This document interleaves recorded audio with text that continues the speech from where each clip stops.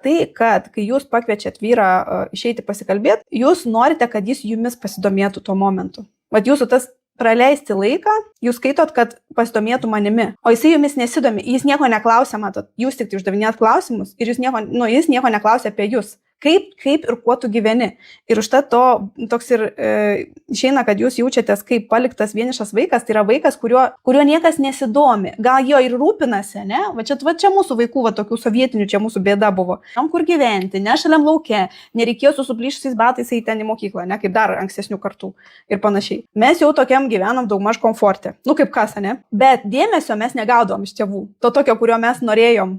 Dažniausiai.